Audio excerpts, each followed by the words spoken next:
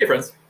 So in this video, what we're going to do is give some background to Alison Jagger's paper, Love and Knowledge, Emotion in Feminist Epistemology. So Jagger introduces some theories, and I just wanted to sort of situate these theories and give you the background that you'll need to be sort of a better informed consumer of the ideas.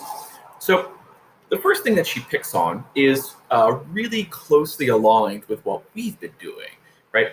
So we have our Cartesian package. You'll recall that a big part of our Cartesian package is that minds are disembodied, and that reason and emotion are separate things. We value reason over emotion, right, when we're forming our beliefs. Now, she describes this in terms of a sort of Platonic Cartesian view of reason and emotion, right? That reason and emotion are these separate things, and that the job of reason is to constrain emotion. Now, an important thing to note here, and that Jagger points out in an endnote, is that both Descartes and Plato made room for emotion in their theories, but the role of emotion in their theories was part of an explanation about human action, right? Why it is that we do what we do. For Descartes, it was a story about the passions and animal spirits. For Plato, it's a story about, we get this image of emotions and desires, like being these horses, and the charioteer being reason, and the goal of the charioteer is to pull back on these two horses. So despite Plato and Descartes incorporating emotion into their explanations of human action and human behavior, nonetheless, they thought that emotion had very little role to play in how we reason and how we think. There are some qualifiers there, but you'll just have to become a philosophy major to learn more about them.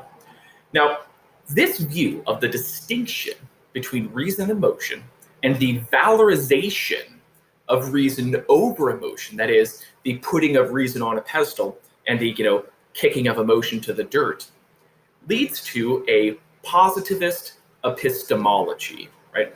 What that means here is that all of our knowledge acquisition, or rather, our primary ideal model of knowledge acquisition, comes to us from the physical sciences.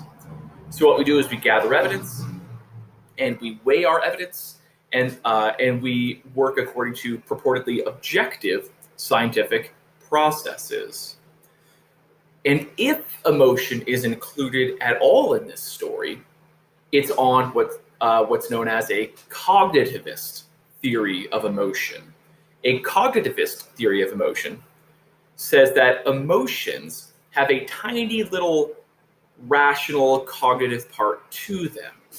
So that when we, instead of thinking of reason and emotion as these like two titans that fight it out, the cognitivist says, well, emotion has these reason parts as a part of it. And so if we are to put reason into epistemology, if we are to put emotion into epistemology, it comes in really under the guise of reason.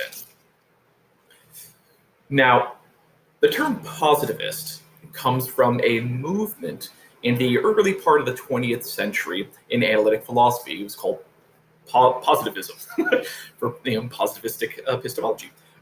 So positivism is this idea that whenever it comes to knowledge, the sciences give us our model, right? And I think there's a lot of attractive things to this. I think there's a lot of great ideas here. But what we're going to see with Jagger is that it actually distorts the way science actually works. And it distorts the role of reason in emotion, or role of emotion in reasoning processes. So what's Jagger's goal? Well, the goal is to show that emotions are helpful and even necessary in the construction of knowledge, right? That is to say, we can't know things without emotions playing a role. So this idea of objective knowledge, where objective here means independent of anything nowhere specific, like emotions, values, subjective feelings. That's just a myth.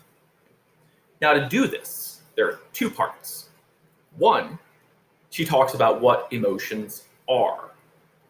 And two, she talks about how emotions play a role in the formation of knowledge. And so that's where we're headed next. Stay tuned.